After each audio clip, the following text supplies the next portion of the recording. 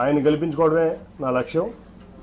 కాబట్టి ఏమైనా పర్లేదు, నేను ఇట్లాగే ముందుకు సాగుతానని చెప్పి ముందుకు సాగితే కార్పొరేషన్ గెలిచాం, జెడ్పీటీసీలు గెలిచాం, ఎంపీపీలు గెలిచాం, పంచాయతీలు గెలిచాం, తర్వాత జనరల్ ఎలక్షన్లో కూడా గెలిచాం. అప్పుడు శ్రీనివాస్ గారు బీజేపీ అభ్యర్థిగా మా అలయన్స్లో ఉన్నారు. అన్నీ గెలిచాం, జిల్లాలో అంతా నాదే భావిస్తా. అప్పుడు ఖర్చు పెట్టిన ప్రతి రూపాయి నేను ఖర్చు పెట్టింది. తదనంతర పరిణామం కూడా తెలుసు. అన్నీ అయిపోయిన తర్వాత నా టికెట్ ఇవ్వనని చెప్పి ఆ రోజు ఇంకా ఆన్లైన్లో 5 పెట్టారు ఆ రోజున రేస్లో. సరే ఏదైతే అదైందని చెప్పి నేను కూడా ముందుకెళ్తే ప్రజా ఆగ్రహం ముందు అక్క మళ్ళీ నాకు సీట్ ఇచ్చారు ఆ రోజు, అంత లొల్లి చేసిన తర్వాత కూడా. అట్లాగే ఆ తర్వాత మరి ఏ రోజు కూడా ఒక ఎంపీగా మరి అక్రమ సంపాదన ఇంకోటి ఆశపడకుండా నిజాయితీగా పార్టీ కోసం, ప్రాంతం కోసం, ప్రజల కోసం కష్టపడ్డా. ఆ ప్రాసెస్లో మీ అందరికీ కూడా తెలుసు, ఆస్తులు అమ్ముకున్నా, వ్యాపారాలు మానుకున్నా.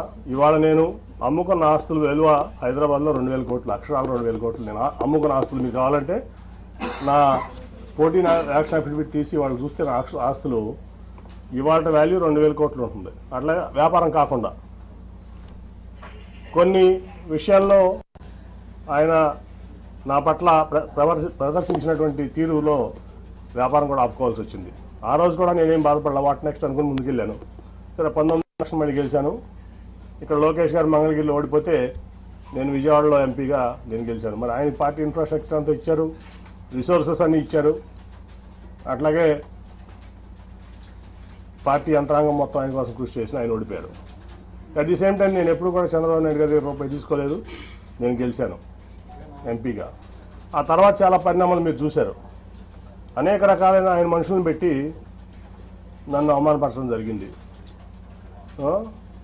అట్లాగే ఫైనల్గా వచ్చేబడి కార్పొరేషన్ ఎలక్షన్లో మేయర్ సీటు లేడీ అయినప్పుడు నేను జనరల్గా ఢిల్లీలో ఉన్నాను. ఫోన్ చేసి కార్పొరేషన్ ఎలక్షన్స్ ఏం చేస్తున్నావు అని అడిగారు నన్ను చంద్రబాబు నాయుడు గారు. ఏం లేదు సార్, నేనేం ఆలోచించలేదు, ఇన్ఛార్జ్లు ఉన్నారు కదా వాళ్ళు చూసుకుంటున్నారంటే, కాదు మేయర్ అభ్యర్థి ఎవరిని పెడుతున్నారంటే నాకు తెలియదు సార్ అన్నా. ఇదే మాటలు మీకు చెప్తున్నా, నేను ఒక కోల్పోవట్లేదు. ఆ రోజు అన్నాడు, బోండమ్మ గారి వైఫ్ని పెడుతున్నారని నిజమేనా అని నన్ను అడిగారు ఆయన ఫోన్లో క్వశ్చన్. నేను వాళ్ళ వరకు ఎవరికి చెప్పలా నిజం, నాకు తెలియదండి అన్న. లేదు అది జరిగితే చాలా ప్రమాదకరం, నువ్వు ముందు మీ కుటుంబంలో మీ కూతుర్లో ఉన్న పెట్టు అంటే, లేదండి వాళ్ళు ఈ ఆలోచన లేదు, వాళ్ళకి రాజకీయంలోకి వచ్చేది ఆలోచన లేదంటే, కాదని చెప్పి 3 రోజులు నన్ను ఆయన ఇబ్బంది పెట్టారు, ఆయన బలవంత పెట్టారు, ఇబ్బంది కాదు. సరే అప్పుడు టాటా ట్రస్ట్లో పనిచేస్తున్న శ్వేత అని మాట్లాడితే నాకు ఇంట్రెస్ట్ లేదు డాడీ, నాకు సోషల్ సెక్టర్ నుంచి చాలా ఇంట్రెస్ట్గా ఉన్నాయంటే ఇట్లా చెప్పారమ్మా చంద్రబాబు గారు. సరే మరి పార్టీ కోసం చేయాల్సి వస్తుందా మనం చేద్దామంటే 3 రోజులు విముఖత తర్వాత అక్కడ రాజీనామా చేసి వచ్చి ఇక్కడ ఆవిడ నుంచోవడం జరిగింది. తర్వాత మళ్ళీ ఏం జరిగిందో మీకు అందరూ తెలుసు. అట్లా మళ్ళీ అదే మనుషులతో ప్రెస్ మీట్ పెట్టించి ఎలక్షన్ 2-3 రోజుల ముందు నన్ను ఒక వ్యక్తితో ప్రెస్ మీట్లో పబ్లిక్గా ఆ ఎంపీ కేసునేనా అని చెప్తూ కొట్టిస్తానని చెప్పి మాట్లాడించారు చంద్రబాబు నాయుడు గారు. ఆ ఎంపీ కేసునేనా అని చెప్పు తీసుకొడతానని చెప్పి ఒక క్యారెక్టర్లెస్ పర్సన్ పార్టీ ఎంపీని అన్నారు. స్పందన లేదు పార్టీ నుంచి కానీ ఏ వ్యక్తి నుంచి కానీ. అదే ప్రెస్ మీట్లో ఒక పాలిట్ బ్యూరో సభ్యుడు గొట్టంగాడి ఎంపీ అన్నాడు, అయినా స్పందన లేదు. 50 మంది కార్పొరేటర్లు 44 మంది పోటీ చేస్తే 50 మంది ఓడిపోయారు. సరే గెలిచేవాళ్ళు ఓడిపోయేవాళ్ళు అది తర్వాత సంగతి. వీళ్ళ ప్రెస్ మీట్ వల్ల పార్టీ చల్లా చెదురైపోయింది. ఆ నెక్స్ట్ 2 రోజుల తర్వాత వచ్చిన చంద్రబాబు నాయుడు ప్రచారానికి, నువ్వు రావద్దు నాతో పాటు ప్రచారానికి, నువ్వు వస్తే వాళ్ళిద్దరూ రానంటున్నారు నాతో పాటు అని. ఓకే సార్ మీరు వెళ్ళండి అని చెప్పి పంపించడం జరిగింది. ఒక సిట్టింగ్ ఎంపీ లేకుండా కార్పొరేషన్ ఎలక్షన్స్లో నా కూతురు నుంచోబెట్టి నా డబ్బులు ఖర్చు పెట్టుకుని నేను లేకుండా ప్రచారానికి వచ్చాడు ఆయన, ఒక పార్టీ అధ్యక్షుడు.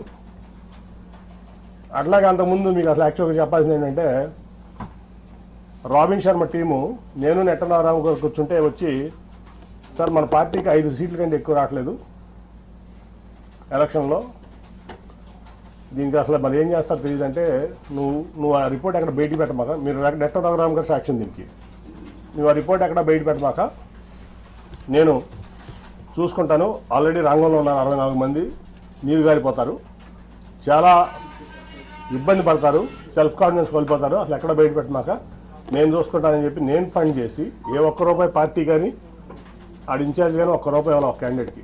మొత్తం నేను ఫండ్ చేసి నేను నుంచోబెట్టి నేను గెలిపిస్తే వీళ్ళు మొత్తం చెడగొట్టారు. 14 గెలిచాం ఫైనల్గా.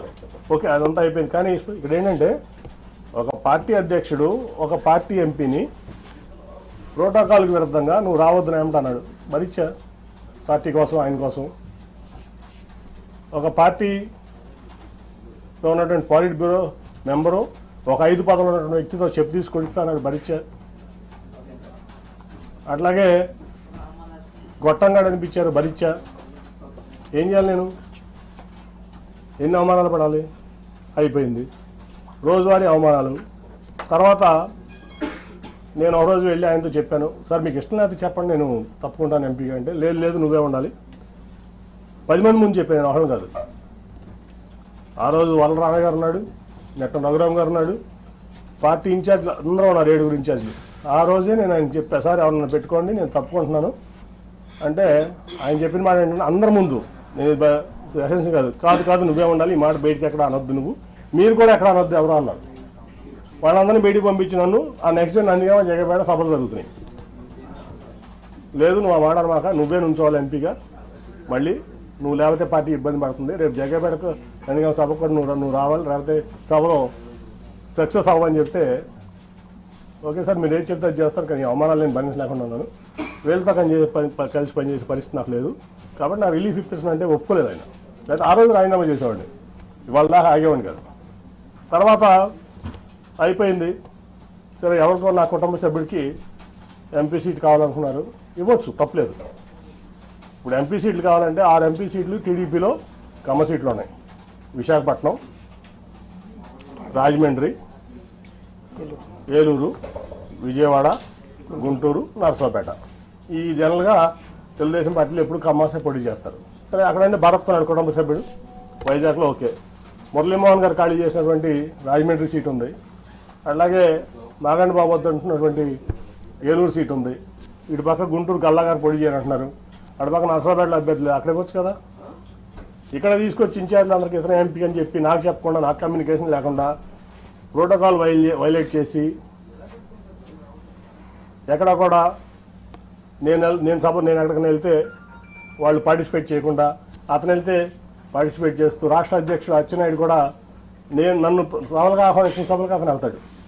చెప్తే నేను మానేసేవాడిని, ఆ రోజు మానేసేవాడిని. అట్లాగే తిరువురు సభ మీ అందరూ తెలుసు. తర్వాత ఆ తర్వాత 3 పంపించారు, ఆల్పాటి రాజా గారిని, నెట్టం రఘురామ్ గారిని, మన కొనకొండ నారాయణ గారిని. 3 పెద్ద మనుషులు, గౌరవప్రదమైన వ్యక్తులు. పాయింట్లు ఏంటంటే 3 పాయింట్స్ దీంట్లో. లోకేష్ గారు, నేను అతనికి అప్పచెప్పా కదా సభ బాధ్యతలు, కేసు నాని అన్న ఎందుకు ఇంటర్ఫియర్ అయ్యాడు అనేది లోకేష్ గారు అన్నారు మాతో. అంటే నాకు ఎవరు చెప్పారు, నాకు అఫీషియల్ కమ్యూనికేషన్ ఉందా, లేకపోతే మీ ముగ్గురులో ఎవరైనా చెప్పారా అతను వస్తున్నాడని, కానీ అతనికి అప్పచెప్పారన్నది. పొద్దున్న టెలికాన్ఫరెన్స్లో అచ్చెన్నాయుడు గారు చెప్పారంటారు. నేను టెలికాన్ఫరెన్స్లో ఎప్పుడు లేను ఈ పార్టీలో.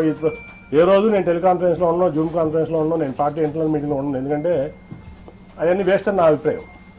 సో నేను లేను. కనీసం మీరు ముగ్గురు చెప్పారు కదా. ఆ రోజు ముందు రోజు ఆల్పాటి రాజా గారును రఘురామ్ గారు నాకు ఫోన్ చేసి మీరు వస్తున్నారంటే నేను వస్తున్నానని చెప్పాను. ఎందుకంటే అధినేత వస్తున్న సభకు నేను రాకుండా ఎట్లా ఉంటాను, మీరు అయితే రేపు సన్నాహక సభకు ఏర్పాట్లు చేయాలి, మీరు గైడ్ చేయాలి దాన్ని రండి అంటే వెళ్ళా. ఆ రోజు కూడా అప్పుడు తెలియజేసి నేను వెళ్ళేవాడిని కాదు. వెళ్ళిన తర్వాత రౌడీ మొక్కలతో నన్ను కొట్టించాలని చూశారు. మా వాళ్ళందరూ కలిసి అడ్డం పడి నన్ను రక్షించుకున్నారు. పోలీసులు కూడా చాలా యాక్టివ్గా ఉండి నన్ను రక్షించుకున్నారు. అంటే నా కుటుంబంలోనే చిచ్చు పెట్టి నా కుటుంబ సభ్యుడితోనే నన్ను కొట్టించాలని కూడా మరి లోకేష్ గారు ఎందుకు అనుకున్నాను నాకైతే అర్థం కాల. నేనేం చేశాను, ఈ పార్టీకి ద్రోహం చేశాను? నేనేం తప్పు చేశాను? 9.5 ఏళ్లలో నేను చేసిన తప్పు చూపించండి. పార్టీ పట్ల కానీ, విజయవాడ పట్ల కానీ, విజయవాడ ప్రజల పట్ల కానీ. ఎందుకు నన్ను ఇట్లా చేస్తున్నారు? ఎందుకు నన్ను అవమానపరచాలనుకున్నారు? మీరు జైల్లో ఉంటే నేను మీకు అండగలేనా? మీ కుటుంబానికి అండగా నిలబడ్డా కదా. సో ఇవన్నీ చూస్తే చంద్రబాబు మోసగాడని చెప్పి ఈ ప్రపంచానికి తెలుసు. కానీ ఇంత పచ్చి మోసాలు చేస్తా, దగాలు చేస్తా, కుటుంబాల మధ్య చిచ్చు పెడతా ఈ రకంగా చేయడం భావ్యం కాదు. సరే ఆ రోజు రాజీనామా లేక సబ్మిట్ చేస్తా అని చెప్పి ఇవాళ మెయిల్లో పంపిస్తాను స్పీకర్ గారికి. అట్లాగే నా పార్టీ రాజీనామా లేక కూడా అది పంపించగానే ఇది కూడా పంపిస్తారు. అట్ ది సేమ్ టైం మర్యాదపూర్వకంగా మన ముఖ్యమంత్రి గారిని కలవడం జరిగింది. ఆయన అనేక సార్లు విజయవాడ వచ్చారు సభకి. యాక్చువల్గా నేను అటెండ్ అవ్వాలి, ఎందుకంటే ఒక ఎంపీగా గవర్నమెంట్ ప్రోటోకాల్ ప్రకారం ముఖ్యమంత్రి వస్తున్నప్పుడు నేను అటెండ్ అవ్వాలి, అది నా బాధ్యత, హక్కు కూడా. కానీ ఏ రోజు పార్టీ నన్ను అటెండ్ అవ్వద్దని చెప్పడం వల్ల నేను అటెండ్ అవ్వలేకపోయా. ఇవాళ వరకు ఒక్కసారి మాత్రం రాష్ట్రపతి వచ్చినప్పుడు రాజ్భవన్లో కలిసి నేను విష్ చేశాను ఆయన, అంతే తప్ప నేను ఇంతవరకు ఆయన ఎప్పుడు డైరెక్ట్గా కలవడం జరగలేదు, ఫోన్లో కూడా మాట్లాడలేదు. ఇవాళ బాగా రిసీవ్ చేస్తున్నారు ఆయన నన్ను. ఖచ్చితంగా మనం కలిసి ప్రయాణం చేద్దామని చెప్పి ఆయన చెప్పారు. కాబట్టి నేను పార్టీకి రాజీనామా చేశాను కాబట్టి ఇప్పుడు నేను ఫ్రీ బర్డ్ని. సో నా నిర్ణయాలు నేను తీసుకుంటా. ఒకటైతే గ్యారంటీ, చంద్రబాబు నాయుడు అనే వ్యక్తి పచ్చి మోసగాడు, దాంట్లో డౌటే లేదు. ఈ రాష్ట్రానికి పనికిరాని వ్యక్తి అతను. సరే జనం దేవుడు అనుకుంటారా, లేదా కులపరంగా అనుకుంటారా, మీడియా పరంగా అనుకుంటారా, లేదా మరి ఎందుకు అనుకుంటారో నాకు తెలియదు. కానీ ఈ జగన్మోహన్ రెడ్డి గారు అయితే పేదల పక్షపాతి, నిరుపేదల పక్షపాతి. ఏ డెవలప్మెంట్ అనుకుంటారా, కోవిడ్ వల్ల కొన్ని కారణం 2 ఏళ్ళు భారతదేశం ఇబ్బంది పడింది, ప్రపంచమే ఇబ్బంది పడింది, భారతదేశం కూడా ఇబ్బంది పడింది. సరే డెవలప్మెంట్ అవ్వదు, అడిట్ అవుతుంది, కానీ ప్రజలను హ్యాపీ పెట్టే దాంట్లో దాదాపు 2 లక్షల కోట్ల చిల్లర ఇవాళ వరకు సంక్షేమం ఇచ్చారు ఆయన. ఇంకా ఇస్తానికి కమిట్మెంట్ ఉన్నారు, చచ్చుతీ చాలాసేపు మాట్లాడటం జరిగింది. సో నాకు బాగా నచ్చారు ఆయన. నచ్చడమే కాదు, ఆయన పథకాలని చూస్తున్నాం, వింటున్నాం. సో ఆయనతో కలిసి ప్రయాణం చేయాలని చెప్పి నేను నిర్ణయించుకున్నాను. వన్స్ నా రాజీనామా ఆమోదం పొందగానే నేను పార్టీలో చేస్తాను. నేను ఒకటండి, నేను 2014లో కూడా చంద్రబాబు గారిని టికెట్ అడగలా. ఎప్పుడు కూడా ఆయన గేట్ ముందు నుంచున్నా, డోర్ ముందు నుంచున్నా, నేను ఎప్పుడు చంద్రబాబు గారిని టికెట్ అడగల. 19 అడగల. అట్లా నేను ఆయన కూడా నేను ఎప్పుడు టికెట్ అడగల. నాకేంటంటే నాకు విజయవాడ అంటే పిచ్చ ప్రేమ. మీ అందరికి కూడా తెలుసు అది, ఆ విషయం. విజయవాడ అంటే పడి చచ్చిపోతాను నేను. నాకు కావాల్సిన విజయవాడ డెవలప్మెంట్, విజయవాడ ప్రాంత ప్రజలు మంచి చేయడం. అందుకే టాటాను తెచ్చిన, గట్టిగా ఆయన కాళ్ళు పట్టుకుని నువ్వు వద్దు చంద్రబాబు నాయుడు గారు. ఆఖరికి విమానాశ్రయం కూడా నేనే చేసింది, ఎందుకంటే ఆయన 5,000 ఎకరాల్లో ఇక్కడ కట్టుకుందాం అంటున్నాడు ఈ నాగార్జున యూనివర్సిటీ దగ్గర. సార్ అది అవ్వదు, తన ముందు మన మినిస్టర్ కూడా, మన మినిస్టర్ ఉన్నాడు సివిల్ ఏవియేషన్, సెంటర్ ఒప్పుకుంటుంది జైట్లీ గారు వాళ్ళు. అంటే నాకు సపోర్ట్ ఆ రోజు వెంకయ్యనాయుడు గారు, సుజనా చౌదరి గారు, లేకపోతే ఆ ఎయిర్పోర్ట్ కూడా ఉండేది కాదు. సో ఆయన మా విజయవాడకి నిజం చెప్తున్నా, మీరు ప్రెస్ కాబట్టి మీరు కూడా తీయండి. 2014 నుంచి 19 వరకు విజయవాడకి ఒక 100 కోట్ల రూపాయలు చంద్రబాబు నాయుడు గారు స్టేట్ గవర్నమెంట్ ఇచ్చింది చూపిస్తుంది. నేను తీసుకొచ్చిన సెంట్రల్ గవర్నమెంట్ ఇచ్చాను, ఇంక్లూడింగ్ టాటా ట్రస్ట్ కానీ ఏదన్నా కానీ. అరుణ్ గారికి తెలుసు టాటా ట్రస్ట్ ఎంత చేసాం మేము ప్రాంతంలో, అన్ని విలేజెస్లో. అలాగే ఫ్లైఓవర్స్ కానీ ఏదన్నా కానీ అది నేను కేంద్రం నుంచి తెచ్చింది. ఆయన ఒక ఆయనకి విజయవాడ పట్ల చిత్తశుద్ధి లేదు. ఆయన ఏంటంటే షాజహాన్ తాజ్మహల్ కట్టాడు, నేను అమరావతి కట్టాను. షాజహాన్ తాజ్మహల్ కట్టాడు కదా, ఎవరు కట్టారు తాజ్మహల్ అంటే షాజహాన్. అమరావతి ఎవరు కట్టారంటే చంద్రబాబు నాయుడు కట్టాలన్న ఇది తప్ప విజయవాడ పట్ల ఆయన చిత్తశుద్ధి లేదు, నాకు తెలిసి ఎప్పుడు. అది ఒక 100 కోట్లు కూడా 2014 నుంచి 19 వరకు విజయవాడ అభివృద్ధి కోసం చంద్రబాబు నాయుడు ఇచ్చింది లేదు, చేసింది లేదు. నేను మొదటి నుంచి చెప్తున్నా, నేను ఆయన చెప్పేవాడిని, sir Vijayawada is a reality, Vijayawada is a reality. Amaravati is your dream which has to be converted into a reality. అది అవ్వదు సార్. గిఫ్ట్ సిటీ కట్టారు ప్రధానమంత్రి గారు, ఇంకా చాలా ఇబ్బంది ఉంది అక్కడ. ఎకానమీ అంటే అప్స్ డౌన్స్ ఉంటాయి. ఒక ఢిల్లీ వదిలిపెట్టి, ఎన్సీఆర్ వదిలిపెట్టి, అహ్మదాబాద్ వదిలిపెట్టి, బాంబే వదిలిపెట్టి, పూణే వదిలిపెట్టి, చెన్నై, బెంగళూరు, హైదరాబాద్, కోల్కతా వదిలిపెట్టి అమరావతి ఎందుకు వస్తారు సార్? ఎవరన్నా దేనికి వస్తారు?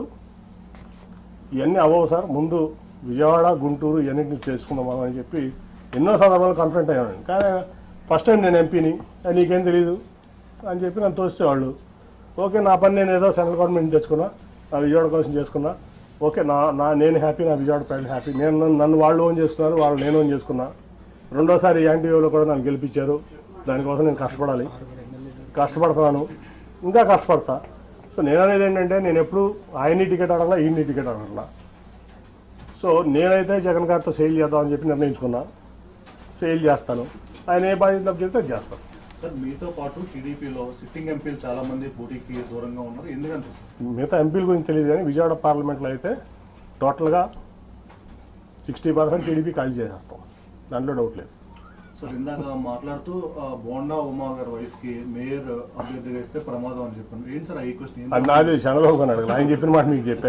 ఇవాళ వరకు నేను ఎక్కడ కూడా ఎంత అవమానాలు తిని నేను రివీల్ చేయాలి, మీకు కూడా తెలుసా సంగతి. ఆయన అన్నమాట అది, బోండా ఉమా గారి వైఫ్ని పెడుతున్నారంట నిజమేనా అని అడిగారు నన్ను. ఇదే క్వశ్చన్, నాకు తెలియదు సార్, నేను అసలు దాంట్లో ఇన్వాల్వ్ అవ్వలేదు అన్న. కాదు అది చేస్తే చాలా ప్రమాదం, నువ్వు ఇమీడియట్గా మీ అమ్మాయిని పెట్టని చెప్పి పంపించారు నన్ను. ఢిల్లీ నుంచి విజయవాడ పంపించారు ఆయన. ఈ మాట ఇవాళ వరకు నేను ఎవరికి చెప్పలా, ఇంక్లూడింగ్ నా సొంత కుటుంబాన్ని చెప్పలా. 60% తెలుగుదేశం పార్టీ ఎన్టీఆర్ జిల్లాలో ఖాళీ అవబోతుంది. 60% ఏదైనా నేను జగన్ గారితో కలిసి ప్రయాణం చేయడానికి నిర్ణయించుకున్నా. ఆఫ్టర్ మై రిజిగ్నేషన్ నేను మానసిక వ్యభిచారం చేయను కొంతమంది లేక, మీకు అర్థమవుతుంది ఎవరో. కాబట్టి జగన్ పాలన నేను రాజీనామా చేసి వచ్చి ఆయనతో సేల్ చేయడానికి, ఆయనతో పాటు సేల్ చేయడానికి పేద ప్రజలకి ఆయన అండగా ఉండే తీరుకు నాకు నచ్చింది. కాబట్టి ఆయనతో పాటు నేను నడుస్తానికి నేను సిద్ధపడ్డాను. ఆయన ఏదో ఆశిస్తే ఎంపీగా పోటీ చేయమంటాడా, ఖాళీగా ఉండమంటాడా, పార్టీ చూసుకోమంటాడా, విజయవాడ ఎన్టీఆర్ జిల్లాలో ఆయన ఇష్టం, ఆయనకు వదిలేసాం.